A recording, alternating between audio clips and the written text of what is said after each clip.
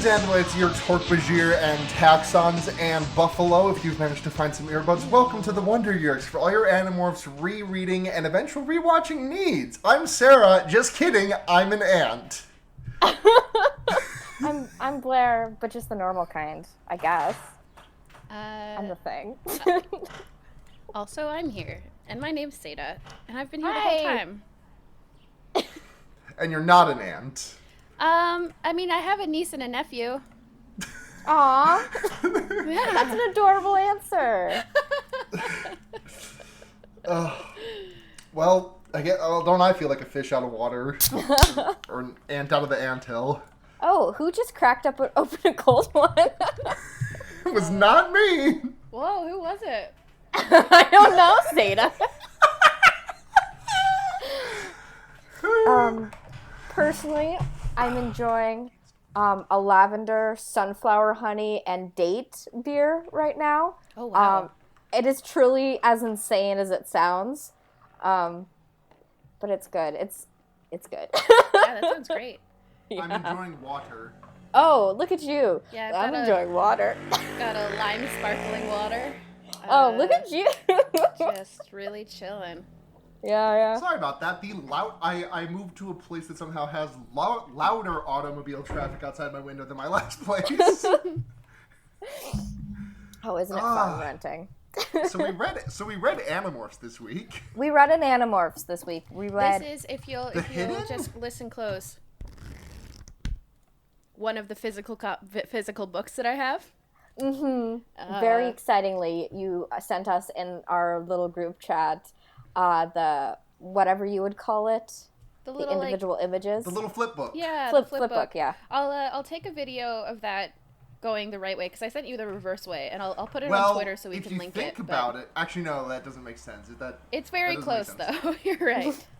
I was gonna say, if you think about it, that's actually the right way, but then I remembered the water buffalo. Not the water buffalo. What kind of buffalo is it? Just the buffalo. I don't know. That's a specific type of buffalo. Buffalo. Yeah. Yes. It's the buffalo that's known as the Widowmaker. Yes. Yep. Apparently. All right, so y'all want to talk about this cover? Yes. Okay, so Abel, I am loving Cassie's power stance in the first picture. Yeah. Mm-hmm. She's like, ready to morph. Very strong. I realized that I forgot to send you, because I have a physical book, there's the thing, it does where the cover has a front cutout and then there's an insert inside. The insert inside made me very, very worried about the contents of this book because it's a bunch of cops around a truck with a buffalo inside, and I was like, is this going to be another fucking, like, animal torture book? And I mean, yeah, kind of. Not in a way that... existential more than physical, but yeah. Yeah. So that made me worried. The cover is pretty strong otherwise, though. Yep. I am enamored by Cassie's hair morphing into horns. Yeah.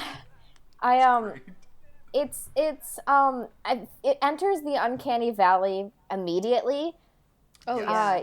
Usually we get, at least for the second stage in these sort of morph transitions, the second one looks maybe a little flirty or cute about the whole thing, and it's the third one that starts to look real fucked.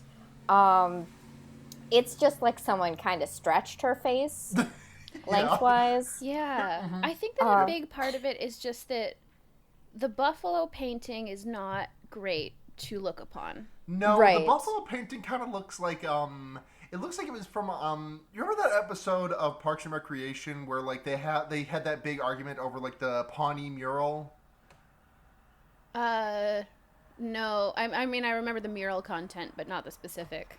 Okay, anyways, it just kind of looks like that buffalo was, like, ripped straight from that mural. Yeah. While we're here, how are we feeling about this tagline and also this title? So the title, I guess, I just decided I'll allow it. Yeah, I spent a lot of time being like, what? But I guess they're technically hiding something. But like they're hiding something every book. Like yeah, I guess the thrust of this one though. A stop clock is right twice a day. I guess. So we should also introduce a segment where maybe we try and come up with a better name. I feel like The Chase. Yeah. Something like that. You know, The Hunt even I would accept. As for the tagline, it's to morph or not to morph. That is the question. I'm actually going to allow that too, because this whole book does end up being another like chasing morph energy thing. And so they do a few times have to decide whether it's a good idea to morph or not. So I mean, 2 for 2 on this one. A rare 100% from Animorphs. Well, I'm not going to say 100. I'm going to say like a solid 70. Yeah, and with a lot of stipulations attached to it. Is it 2 for 2 asterisk asterisk asterisk like Barry Bonds' home run records? It's like a 0.7 each. You know, 2 for 2, both passed, but they didn't get full marks. Right. Okay. They arrived at the correct answer, but they did not show their work. Right. C's technically get degrees, but that's true. Let's strive a little higher for that. I can attest to that. As can I. You want to get into this book? Oh, yes. This one's fucking wild. This one does some stuff. I gotta say, this one is wild, and it is also nowhere near as wild as I expected it to go as soon as I like knew what the core crux of it was. Oh, I disagree. I feel like this kept getting crazier and weirder in ways that I was like, okay. Yeah. It goes it goes wilder than I was expecting in a completely different direction than I expected. I expected this to go down like humanity level, like a much more deep rumination on what it truly means to be like human, and is the buffalo now human? And they just kind of like brush past that and then, oh fuck, we gotta run a lot. Yeah. So I guess to start diving into the nonsense, we open with it's a Cassie book. Yes, it is. And we open with Cassie just chilling out, trying to heal a little mouse with a broken leg. Mm-hmm. In her little animal rescue shelter garage thing. Barn? And Eric is... Well, first of all, she hears a helicopter, but cannot identify the sound of a helicopter. And she's like, what's all that? And then Eric is just like, hey, bad news. Remember the Helmicrons? Remember those little bastards? The Helmicrons are mentioned by name like 3 times in this book, and that's it. Yeah, but that's okay, because it's really not them being the main thing here. It's really more of their technology that's the issue. As a quick refresher, because I did not remember who the Helmicrons were until quite a bit in. Really small. Really small aliens. Just the tiny aliens. The ones that Cassie eats as an anteater. Oh my god, I forgot she ate them. You guys. I love these books. Yeah, they're the really small, I think we're like akin to God's alien. In the shrinking, I was gonna call it's an episode. The moment. And Eric's all like, hey, Cassie, nice to see you again. Bad news. You know that little blue cube you've got, the Escafil device? Well, the Yeerks can use Helmicron technology to figure out where it is.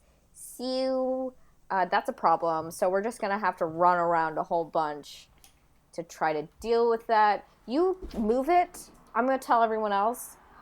So Cassie hops into the car with her mom to head to the gardens. And then Eric just deuces for the rest of the book, right? Like, that's the last we see of him for... Effectively, he's like a little plot device fairy. He's just like, hey, Cassie, shit's fucked. Go. Bye. I was really hoping that he'd be in it more because in the sort of, like, here's who we are, here's our situation, info dump at the beginning, she actually takes pains to mention the chi, which they often don't, in the whole, like, layout of... Here's where we're at. We're the warriors, and she actually mentioned Chi, our allies. I was like, ooh, Chi book. No. Chi book. No. Sometime. We'll get more Chi book sometime. I'm sure of it. Yes, well, hopefully. There's a quick detail here that I really liked, that Cassie's mom is like a really shitty driver. Yeah. I don't know why that's really just so funny. cute and funny to me. Like Cassie talks about being impatient because her mom is talking while she's driving, and she can't talk without taking her foot off the gas pedal. That's so terrible. What a bad driver. And she's going 30 on a 45, and Cassie's freaking out because the person behind them is getting really, really mad, and Cassie's worried, like, oh fuck, is that a yerk or is that just an asshole? Yeah. I don't know. I'm it's the person getting asshole. really, really mad. Yeah. It's me. Hi. Yep. And they go to the gardens, and I really like the sort of setup of them all meeting up. Like, Cassie is walking around as a human, and she's kind of hiding the escafil in her shirt, and then suddenly she sees a bunch of seagulls, and I love there's like she sees a seagull staring down a kid who's eating fries, and she's like, well, I found Axe. And then the kid like tosses him a French fry, and he gets really happy, and I'm just like, President Trash Boy, like King of all garbage. I love him. President Trash Boy is the best name for him, I think. I'm like kind of reeling. It like took me a while to hit, but it's President Trash Boy is incredible. Oh, it's just does everything. Yeah. It just does it all. Captures the highs, the lows, the side to sides. The trash. Yep. Yeah, the trash, the boy.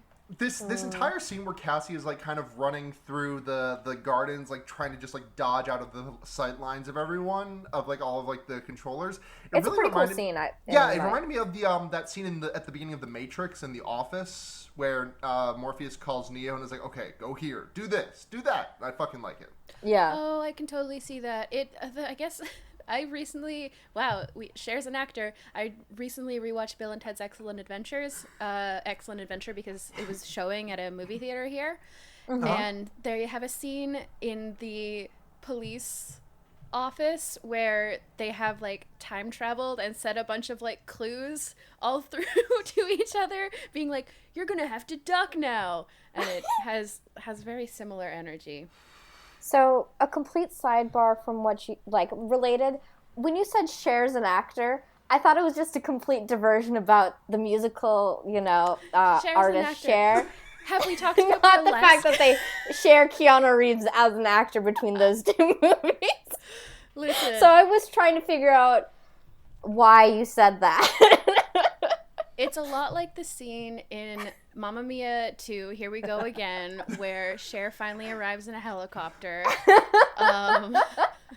But she has morphing powers and is trying to take direction from a bunch of middle schoolers as seagulls.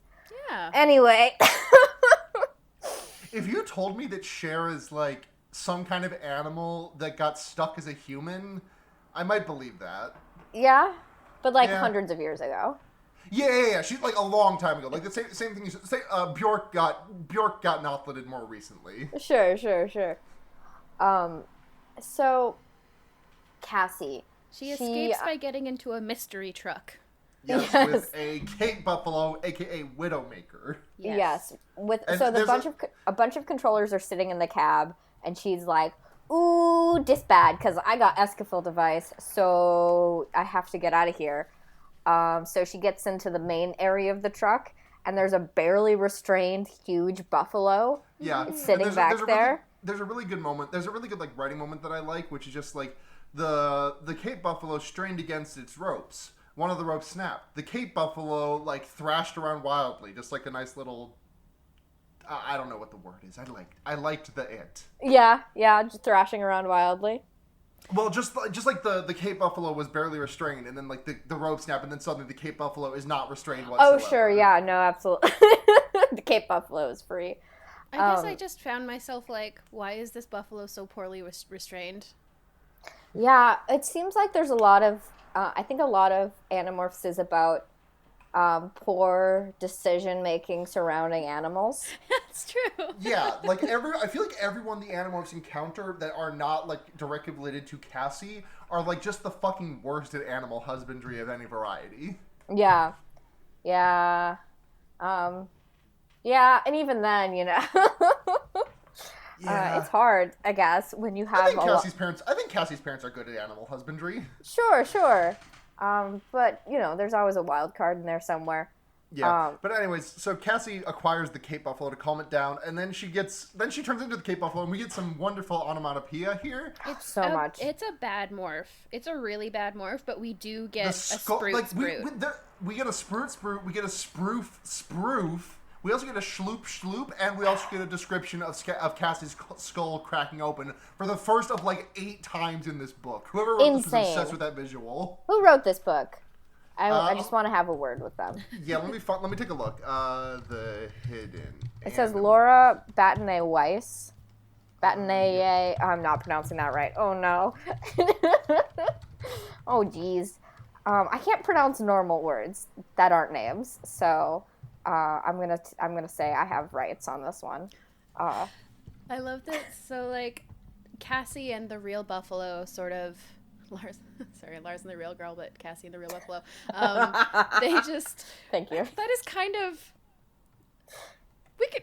Anyway. It's kind of what. A little bit. I mean, plus the thing. There's some humanization of some stuff.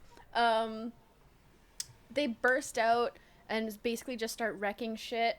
And Cassie headbutts the shit out of Visser 3's limo. Can you imagine how good that would feel? Oh, for sure. She definitely loses control of this. By the way, this book is incredibly bloody. Yeah. Yes. Yeah. This one's incredibly bloody, and also Visser 3 almost gets his shit rocked, just completely fucking murked 4 times, and I was so mad about it. Yeah. Yeah, the buffalo, listen, don't get me wrong, I love Visser 3 with all my heart, but also, it was precariously close to just being over for them, for him, 4 times. Yeah. Mm-hmm. It's dangerous playing with buffaloes, apparently. Buffaloes, I mean, it makes a certain amount of sense, but they're not the animal I would out and out classify as, here's a really dangerous animal you should avoid at all costs, you know? Yeah. I mean, they're big. They are big. So. They do have sharp ports. Shorp Porps. Yeah. Hmm? They got Shorp Ports. Porps? Porps. Their porps are short. Continue. No, if you can. It. No? The buffalo uses his Shorp Porps to just gore Chapman and fucking throw him out of frame. Yeah. Yep. And then they all sort of run away. I mean, that's sort of if it ever seems like we're jumping between 2 scenes in this book, it's because they ran between those 2 scenes. Right. There's a lot of constant movement, which, I mean, we knew up front this was going to be sort of a... How long do you think this book takes place over? Less than an hour? Oh yeah, if that. For sure. Yeah. It's one of the shorter books. It's only 22 chapters. With that in mind, holy fuck, the amount of morphs that's happening in this book is ridiculous. Yeah. It's interesting to think about that because Cassie several times mentions how tired she is when she has to go into a morph. And I was like, oh, it's interesting that they're pulling that back. But when you think about it in context of how quickly it goes, that makes a lot of sense. It does, yes. Yeah. Just out of curiosity, we mentioned that this book was pretty graphic. I just wanted to mention the other 2 books that the ghostwriter Laura Battenay-Weiss wrote, which were The Exposed, which is the one with the Pimolite ship in the ocean, and also the drug house. Oh yeah. Mm-hmm. And then also wrote the one where Jake almost has to kill his brother. Well, all right. 3 for 3, perhaps. All right, you're on one. I get it. Yeah. Wow. Well, this one honestly gets it's so Cronenberg so quickly. Oh. Yes, I literally in my notes. Hold on, literally in my fucking notes. Hold on. Literally, I wrote in my fucking notes, I need the adaptation of this book to be directed by Cronenberg. There's an element of body horror to all Animorphs. And they've played with it before when it comes to morphing going badly. What happens here is that Cassie is trying to walk through the forest. She sees the buffalo and then realizes the buffalo has Chapman's head, and it starts to morph into Chapman, and she realizes that the buffalo touched the Escafil device and then touched Chapman.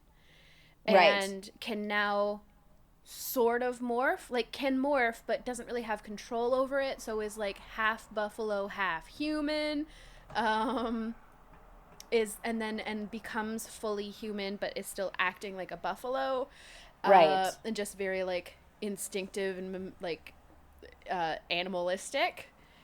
And it's bad. It's bad to think about, and Cassie is not having a good time.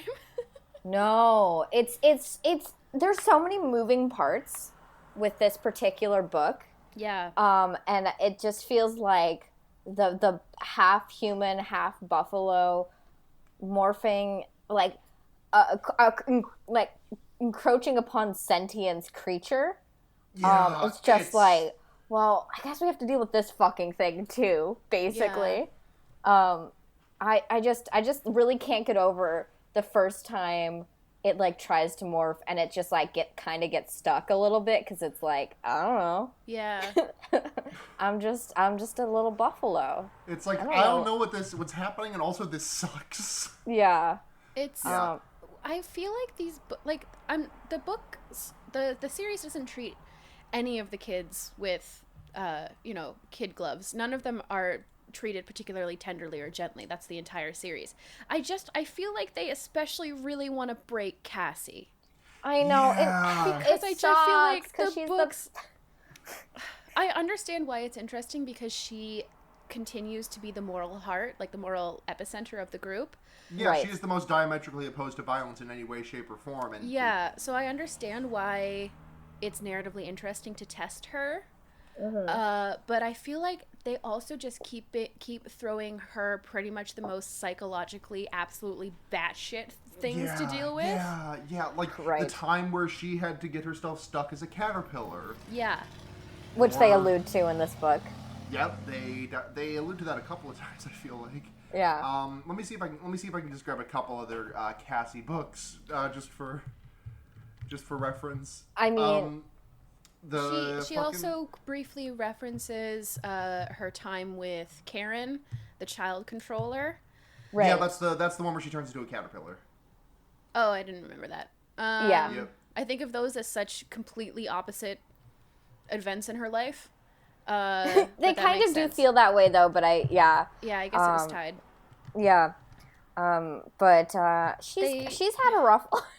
Very much so. And like they basically, she introduces the rest of the gang to the Buffa-human. And they all sort of come to the realization at the same time that if the Yeerks get access to this creature, no matter what form he ends up being stuck in, they could access his brain, and then he has seen Cassie morph in whatever form. I'm going to keep using he for the buffalo because one of the really interesting details in this book is Cassie struggling with pronoun usage. Because she's like he, because she's dealing with trying to figure out whether to refer to this creature as a person or as an animal, and like how much sentience to ascribe to it. Right. It's a really interesting concept, I think, because I would say the idea that do the Animorphs inherit, we don't have morphing powers, or do we? Do the Animorphs... You'll never know that, Yeerks. Yeah. Do the Animorphs inherit traits from humans? Or do the Animorphs inherit traits from the animals that they're morphing? I don't think that's an interesting question with an interesting answer. But the inverse of that, the hypothetical where an animal for argument's sake, lacks sentience, inquires, a human, does that inherently change how the animal behaves out of morph? Yeah. I think that's an interesting thing. I don't really know if we get an answer to it, really. We don't, and in fact, I think we specifically don't. There's a moment I loved here where Rachel's like, because they're trying to figure this out, because they're basically like, we have to kill this buffalo, and Cassie's like, the buffalo's part human now, like, right, yeah, technically. And then Rachel's like, I fucking hate these questions. There's never a goddamn concrete answer. There's no right or wrong here, and it's so stupid. Which made me think Rachel would hate these books. Yeah. And I was trying to think of, like, if the Animorphs were just kids, which ones would read Animorphs? Tobias, obviously. I think Marco. Yes. I think Cassie would, because she loves animals, and that's the reason that I read them when I was a kid. Right. I think Jake would be like, I don't get it. Right. Jake's reading the Hardy Boys. Yeah. Yeah. What's Rachel? Is Rachel reading Harry Potter? Well, I was thinking in the same vein as, like, this is in the same vein as the Babysitter's Club, basically, right? Like the serialized, hand-painted covers and stuff. I bet she'd like Sweet Valley High, which was sort of the next, like, Babysitter's Club, but, like, it's sort of like Christopher Pike books to Goosebumps books. Sure, the, like, sort of sexier, edgier version. Right. Because, again, Christopher Pike is, I was 12 around this sort of time. And or the Fear Street books. I guess Christopher Pike would be sort of the third level. Yeah. I was just like, Rachel would hate Animorphs. She'd be like, I don't care. They like interrupt their action scenes to, like, talk about, like, the philosophy of war and shit. What is that? Just kick the shit out of each other or leave. Just Come fight. On. Aw, Rachel. So Cassie has to leave the buffalo behind, and there's like there are four where after someone talks to her about it, I don't remember who, but she says there are the four most Animorphs ass words ever said, and it's Cassie says, "I'm fine," end quote. I lied. Yeah. Jeez. And then she kind of talks at length about how that's sort of the motto of the Animorphs, basically, is just kind of swallowing down the fact that shit sucks a lot. Yeah. Cassie. I found there were quite a few moments in this book where I was like, and that's Animorphs. Yep. This is despite how fucking, well, you know what? I think because of how fucking just absurdly bizarre this book is what makes it so quintessentially Animorphs, because they have to come up with a plan to destroy the Helmicron, like, technology, and this planning escalates in a way that I thought was going to de-escalate into a joke, because they're talking about, do we just, hey Tobias, why don't you as a bird fly into the engines? That'll make it crash. And he's like, that seems bad. And then Marco's all like, we don't need a suicide mission. We need a cartoon mission. Why don't we do a Wile E. Coyote and drop an immediately anvil? Understand what he's saying. Right. I mean, there's a second where Rachel's like, I don't understand. And then, but the thing is, they all immediately get on board. Jake is like, oh, I see. That's a good idea. And I'm like, to who? A plan that seriously, the actual creation of the plan involving Marco screaming, am I the only one educated in cartoon combat? It's like the punchline to the joke plan. Yeah, right? But it's real. But it's the real plan. I kept waiting for it to be like a meta. I mean, it isn't a literal anvil, but I kept waiting for it to be more metaphorical than it actually was.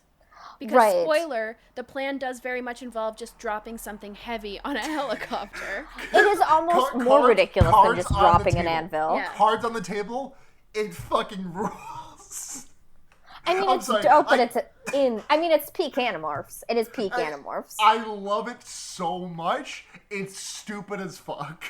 And the fact that Marco is just the fact that it's completely unsaid in the text of the book, like. It's just like, it's not the first time they've done this where it's like, hey, this is the plan, and then like they jump forward in the same chapter to like, yeah, that's the plan.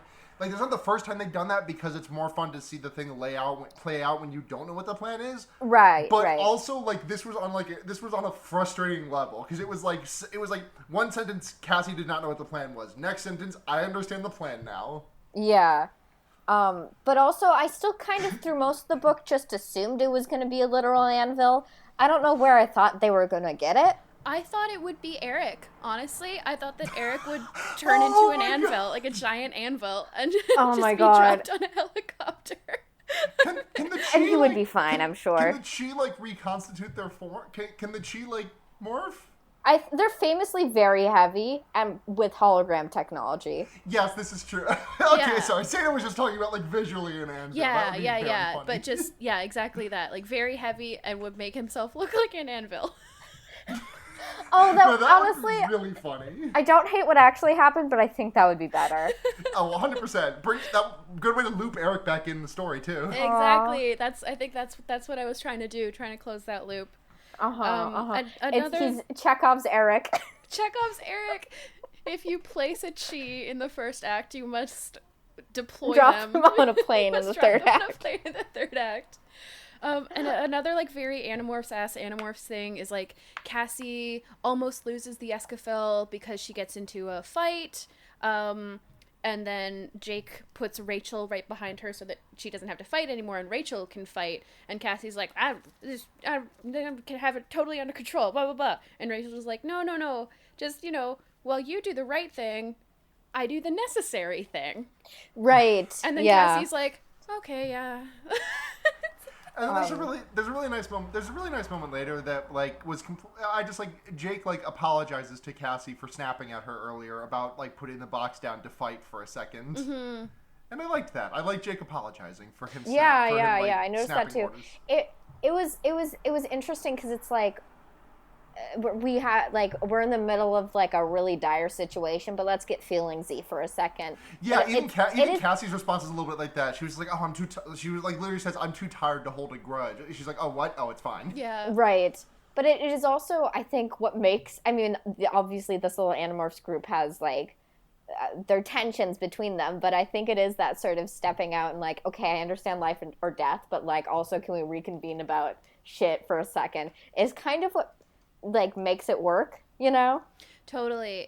We need those moments of good active communication, and those characters who occasionally actively communicate about feelings to make it work. I hope the kids who read this learned some valuable interpersonal skills. Yeah. I did not. Well, you didn't read all of them. Yeah. No, I only read most of it. I did not complete. I needed to like. It's like a Duolingo thing. I needed to get to 100% to actually consider it done. Yeah. Yeah. We'll get there. We're all going to be really well-adjusted people at the end of this podcast. Oh, great. That'll be nice. Oh, thank God. I'm really excited. I've been looking forward to it for a very long time. There's another really good Jake moment in a couple pages later where he's like, "Let's do it." Oh shit, sorry Rachel, that's your thing. And then Rachel's like, "I'll let it slide this time. Don't let it happen again." Yes. Yeah. There's some really good character writing in this book. There is, I love which I really respect because, like we discussed, the book is so breakneck and it manages to have moments of levity without actually breaking the tension. Right. Exactly, yeah. Because it's all like it's all paced so well. Yeah. Because that gets called back later when Rachel's like, "All right, let's," and Marco just interrupts her to scream, "Do it!" And then they like start fighting immediately, and you just know Rachel's like, "You motherfuckers! I told you never step on my bit." It actually like so when you were reading off this ghostwriter's credits to like the other books she's written. It honestly, like, to her credit, she really knows how to pick up on these little like dynamic things and just integrate them really naturally, because the other books are really intense that she's written, but they're all really coherent for the characters to my memory. I don't know. There seems to be a very nuanced understanding of dynamic there, which is not always the case with some of these ghostwriters. It's very, here's the blunt version of how these two characters, what the energy between them is. But I don't know. I feel like I've had specifically a couple of issues over the past few books with how some Cassie has been characterized sometimes. Mm-hmm. I feel like everyone who is not Capelgate, not even. I feel like Capelgate. I feel like the people who are writing these books struggle to land on exactly where Cassie is as a Sometimes character. there can be there's a lot of variation. I feel like there's definitely like different writers will have different styles, obviously, but I feel like Rachel, Jake, Marco, and Axe have all been dialed. I feel like Tobias is a little bit shaky sometimes, and I feel like Cassie is really shaky. And I know that a lot of people who like Animorphs do not like Cassie, and I'm pretty sure this is why. Yeah, that's so weird for me to hear, because Cassie's always been my favorite. I love don't get me wrong, I love Cassie, but like I know like no, that totally makes sense, and I think it's not that any of them are two-dimensional characters, but a lot of them have much more definable, actionable goals, right, or instincts, essentially that you could lean on, right. Like they have something you could write on a character sheet under goals. Right. Whereas Cassie is not as simple as, like, if she were Flanderized, it would be, keep the peace or whatever, or avoid violence. But neither of those are true enough to really define her drive. It's interesting because I feel like she's characterized on her internal tension, but not necessarily. We see a lot of change of the main cast and how they've changed as people. I feel like we've only seen an increase in internal tension for Cassie, if that makes sense. Like, and maybe that'll come to a head eventually. I'd kind of like to see it come to a head. I would like to be like I would like to see that, but at the same time, it just kind of feels like 5 veteran tabletop players and 1 greenhorn at the table. I don't know. This is so like treating the character as its own person instead of how it's written and just being but I feel like Cassie deserves a sort of a reliable change of like growth in character that she's just not getting. I feel like she becomes more and more uncomfortable with what's happening rather than having anything actionable happen, if that makes sense. Yeah, I think a huge part of that is just that the atmosphere of these books, and just as they are, and sort of like the entire thesis being like war is hell and ruins you, means that it's really hard to imagine a non-grimdark sort of like evolution of her character, because the most natural arc for her is her naivete being broken or whatever. Right. And I feel like I don't know what growth she could possibly have while all of this is going on, because I feel like her taking part in this conflict almost like necessitates her putting her own personality aside, because it's so against her nature, but she knows it's important. I was just about to say something like that, where it's like, even if they want to write Cassie like leaning more into her pacifist side of just like not like harming, like in order for her to be an active player in these books, she kind of has to interact on that level. I would love for her, and she does take this role, but I would love for her to be a more defined strategist, because I feel like it does make sense for her to be really strategically minded. You know? I think you're totally right. We've definitely seen glimpses of that, especially when it comes to her finding not necessarily non-violent solutions to problems, but to finding solutions to problems that involve the psychology of a person, like knowing that they'll be able to get into somewhere because someone's ego is so big that they wouldn't have guards posted or whatever. Right, she's super good at reading people. Yeah. I would love to see that tapped into a little more, because I feel like it's fallen to the wayside a little bit. Yeah. Which makes sense because everything's been happening so much. Right. But it's just a thing where I feel like we really, really understand where characters like, like Jake and Marco and Rachel are at, because of this conflict. But I feel like I don't 100% understand how Cassie relates to it, other than is just kind of uncomfortable with the whole thing. You know? It's again, it goes back to your whole, what you said about her not having really defined goals. Obviously, all of these books have already been written, so it feels weird to talk about, I hope in the future, etc., or they should in the future. But I would love to see a more concrete motivation for her rather than keeping the peace, because I feel like keeping the peace Let's think of her as some a utilitarian philosophically, where she wants to bring the most good to the most amount of people, basically. Yeah. I think there's something interesting to be done there, and it just hasn't been done yet. I think as much as I would like it to be, Yeah, I think it's interesting that you bring Jake up, because he almost suffers from the same problem, but because he has an archetype to bounce off of, he has the sort of military leader to bounce off of, both in a meta way, like you see Jake trying to be the hero, and part of the interesting thing about his character is understanding him and where the parts of him like clash with the stereotypical hero protagonist. Absolutely. But it's also, diegetically something that he struggles with, where he's like, I'm supposed to be the hero, and so he gets I think that if he didn't have that, he would be even more like hard to pin down. Right. But I guess that just is literally giving him a tangible goal, which is basically what you're talking about. Right. Yeah, because the thing is, I guess Rachel is the one with the strongest motivation. Yeah. But it seems to be because it's something that seems inherent in her personality, is this sort of like a need to conquer, basically. Yeah. Being basically channeled into the most productive way it can be. But she's a very driven individual, to say the least. Yeah.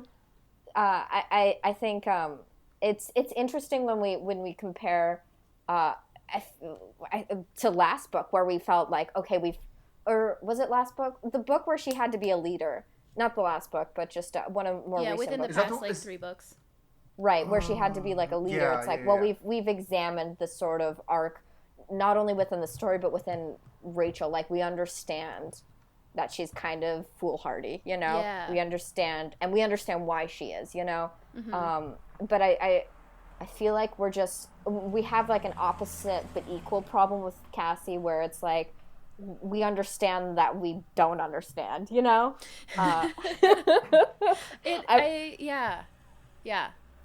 Like, I just think that the it's just very odd to me that we still have question marks about Cassie when we have had as many books for her as we have had for Jake and Marco and Rachel. And honestly, like, I think I understand Axe's character more than I do, even though we get him, like, we've only had like 4 books from Axe's perspective at this point. Sure, yeah. I think a huge part of it is that the narrative function Cassie serves is to constantly be questioning everything.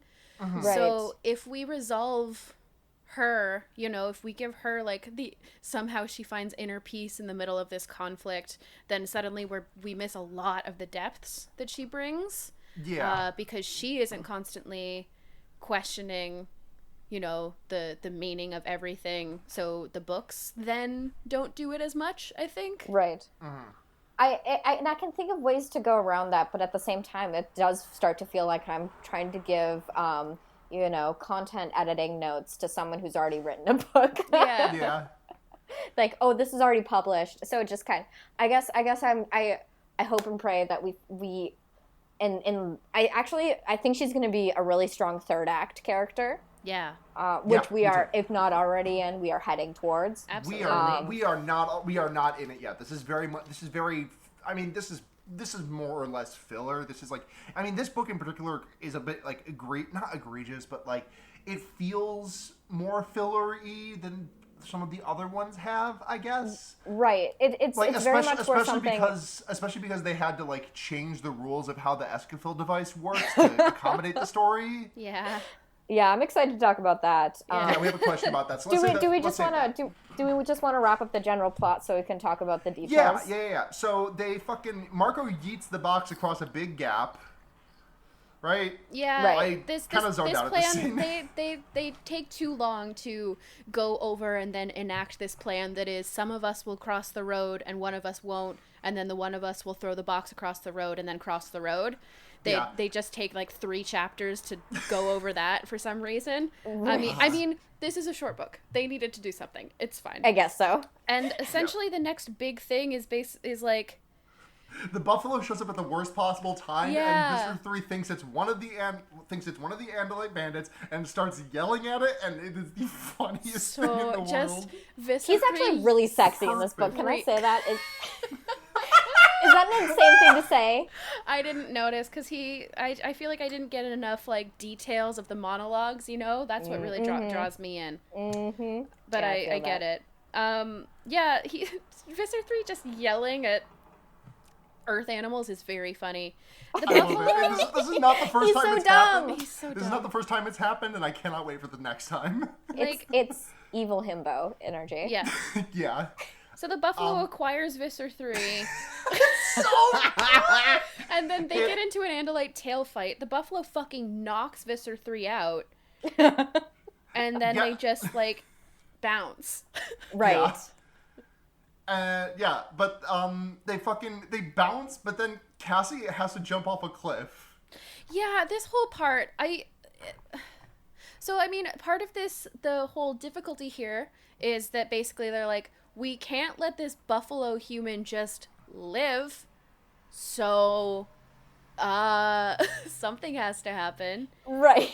Cassie and the buffalo jump off a cliff and then nearly break every bone in their body. Yeah, and then Cassie morphs back to human, so she's fine, and she coaxes the buffalo to morph back to human so that he's fine as well. Yeah, and then when Marco asks human.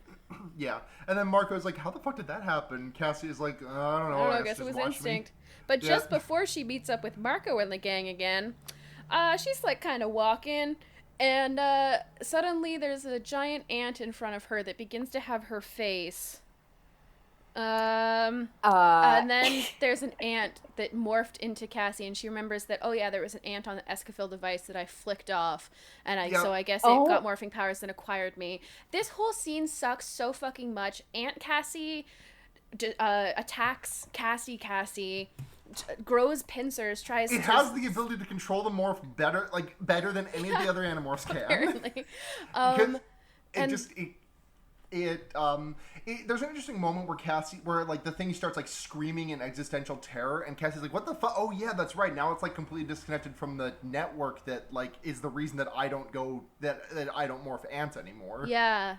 Which I think ties in really nicely. One of the parts, like one of the things about her opening monologue, and she was like, "My parents understand animals very well, not as well as I do, because I can become them." And there's something very different about understanding an animal's behavior and having behaved like exactly like that animal and had their instincts. And I don't necessarily know if it's helpful or good. Just really showing like how hard it can be to basically meld your mind with a completely different mind. Right. It works totally differently from yours. So I have a question. Buffalo comes in, saves the day, kills Aunt Cassie, and I think Cassie kills the ant, but yeah, she does. The thing like mortally wound the buffalo mortally wounds Aunt Cassie. Yeah, and then the Aunt Cassie starts morphing back to Aunt, and then Cassie's like, no, and just like fucking steps all over it. Yeah. Question: Did the bull not retain its like injuries? How injuries work in morph? I genuinely thought it was like anything that they morph into obviously does not like, like say that like I morph into a dog and I break my leg as the dog. I morph back to human, morph back to the dog. My leg's not broken. I break my arm as a human, morph into a dog. I morph back to human. I thought my arm is still broken. Right. I think it's all DNA. I think that's true though, because I think didn't we have Tobias like break a wing or something? Yes, Tobias with the wing splint. Yes. Oh, you're right. Yeah, I don't know. This book plays pretty fast and loose with morphing. Like I just the entire concept. I feel like I have to be pretty forgiving of if I'm going to accept it, because morphing takes a lot of concentration. So I don't think you could accidentally morph, even if this entire book like has to just like you just kind of like forget a lot of other things you've already learned about how morphing works, which is a little frustrating, because one of the things I like about Animorphs so much is that it has, I'm not going to say it is consistent, it has the ability to be very consistent. Yes, exactly. It definitely has rules. Whether it follows it or not is another question. I would Cavalcade's husband has tweeted a couple of photos from this. I would literally kill someone to get my hands on the Animorphs Bible. Right. Yeah. And so the overarching thing of this has been, you know, Cassie dealing with the fact that she's probably going to have to kill this buffalo human, while also becoming pack bonded with it. Like the buffalo follows her basically regardless of what morph she's in, if she's human or if she's a buffalo. And they're starting, she doesn't know, like everybody else denies that the buffalo human is learning to talk, thinks that it's just mimicking her mouth sounds. She definitely believes that he's slowly starting to like gain sapience. And it's, sorry, sentience. Which one is which? I fucking forget. Are they not the same? I thought they were synonyms. No. One, there's, well, this is the thing, I forget.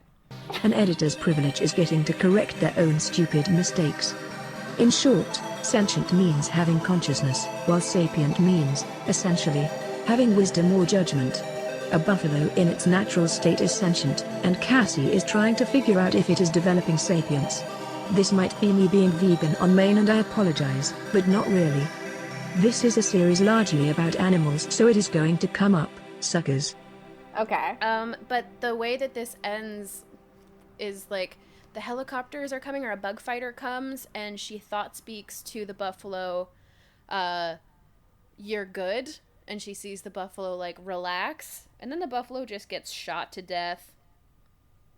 Yeah, it describes it like being disintegrated by a Dracon beam, but like in my head it was like very like a Power Rangers explosion, where like the Dracon beam shoots and then like we cut to like a wide shot of just like a very obviously fake buffalo, and just like a fucking explosion like just throws styrofoam everywhere. I was seeing it as incredibly realistic and violent like the rest of this book. But isn't it more fun the other way? It is. I like that a lot better. Yeah. And so this is when we learn that the drop the anvil on the helicopter thing is Cassie bringing back that plan where she's a bird and then she quickly morphs into a whale. But she's so tired from the past 45 minutes of like, I'm going to say, I don't know, 200 morphs. That she can't get big enough. And earlier, you know, they were like, helicopters aren't that hard to destroy. They accidentally crash all the time from birds flying in. And then they were like, haha, suicide mission, haha. And then Chekhov's bird. Fucking seagull ex machina. Because Cassie misses. Yeah, Cassie isn't going to get big enough in time. The helicopter gets out of the way, and just a random seagull flies into the helicopter engine and takes it down, Explodes, and Cassie gets thrown into the ocean.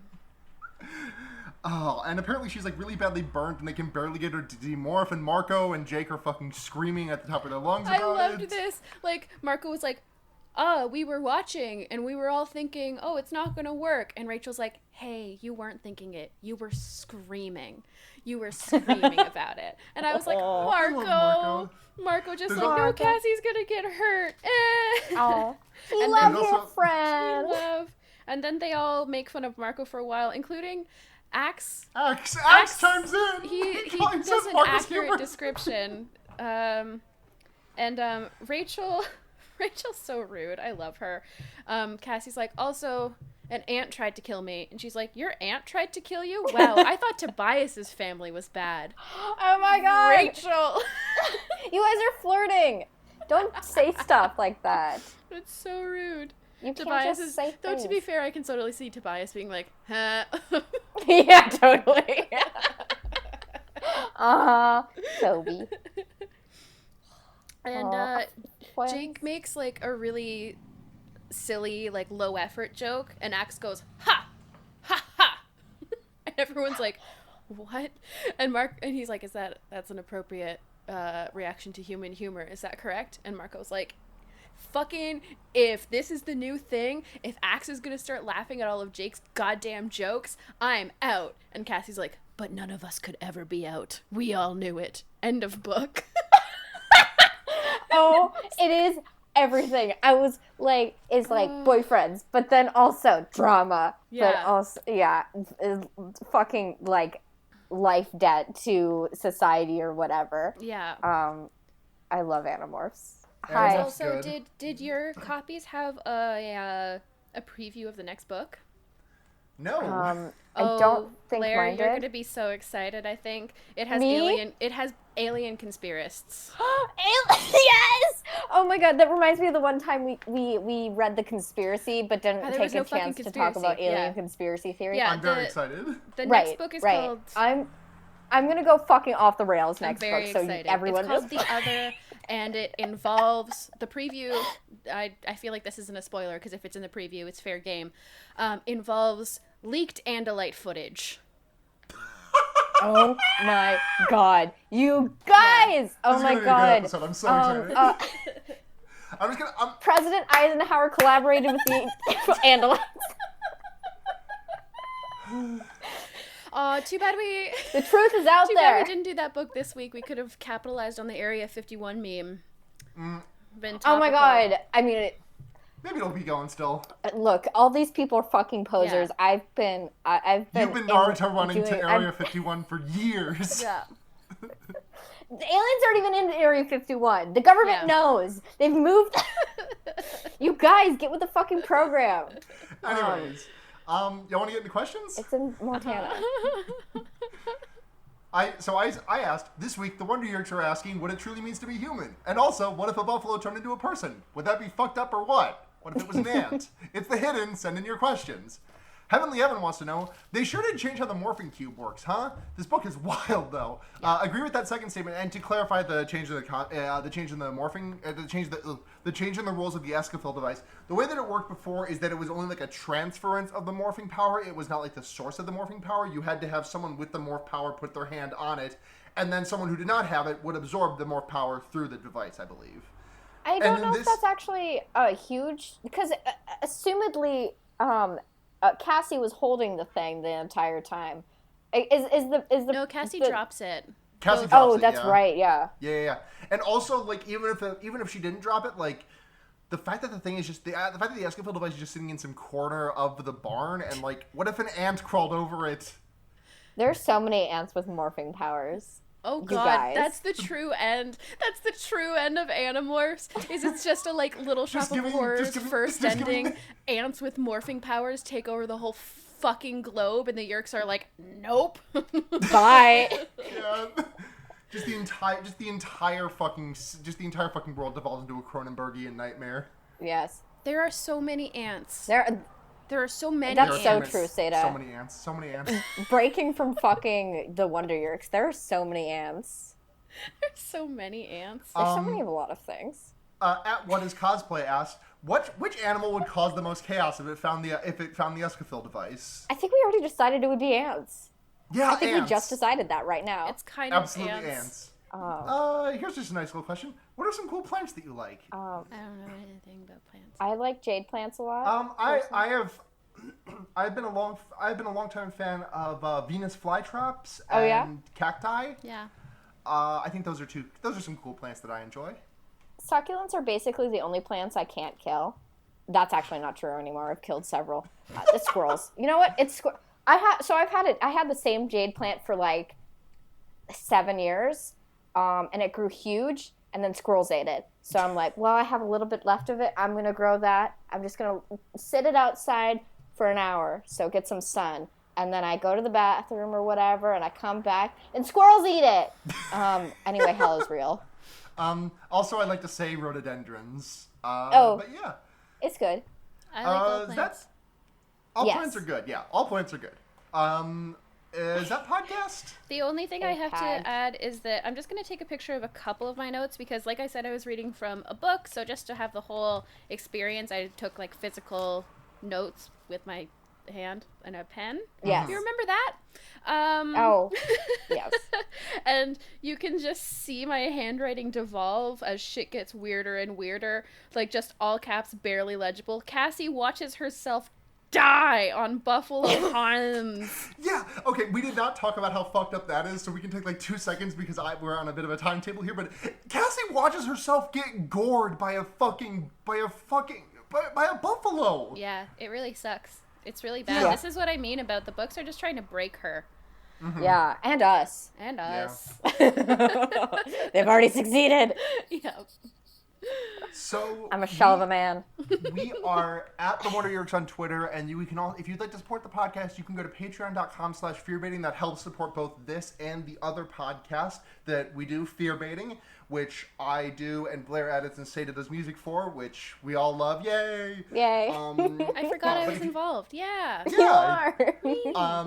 If you want to support the podcast, patreon.com/fearbaiting. $1 a month gets you early access to episodes. $5 a month gets you shout outs each month on those shows, and also you get to send a message in. $10 a month lets you decide a horror movie for us to watch on Fearbaiting. So I guess no real incentives for that for this podcast, but if you want to make us watch a movie, do it over there. Sure. So thank you very much to Michael Kaiser, Paul Moran, Kit Spindler, Paul Bechtel, and Ducky Aisha. Thank you for our lives. If you want to find me, you can... Well, also thank you to Noisepace.xyz and Matt GameCube for the wonderful network we are hosted upon. I'm going to recommend that you go listen to Podcasting is Forbidden in the Cloud Recesses, because that's a podcast I've been listening to a lot lately, and it's very funny, and Roy and Fallon are very good friends of mine. If you want to find me elsewhere, it's about Mao Zedong, I believe is how it's pronounced. It's a Chinese anime about fucking demonic cultivation. Nice. If you want to follow me, I'm Sunhatxenia on Twitter, SunHatzhenya. That's also me on Twitch and Mastodon at Snoutside Online. And also listen to me on Henry Kissinger's Pokemon Going to Die, the leftism podcast for the terminally online. Also hosted on Noisepace and also hosted by Roy of Podcasting is Forbidden in the Cloud Recesses. Nice. You have many irons in the fire. Unlike me, you can find me on Twitter at Blair Kitsch. End of sentence. And you can find me on Twitter at No, sorry, I was smiling. I need a tea. I was smiling and I couldn't. Oh, you're too goth for this. So you can find me on Twitter at nudity with an EA instead of a Y. You can check out my other podcast, Music for Molehills, at Musical Mole on Twitter or on Noisepace.xyz. And you can check my music out at gaygothvibes.online. It's good music. Yes. So thank you all for listening this week. We will see you in 2 weeks with Book 40, where I scream for an hour and my hosts have to just listen and deal with that. But until then, I have been Blair. I'm Sarah. I'm Seda. And remember, walk gently over the Escafil device and get morphing powers. Please, it's very dangerous. Bye.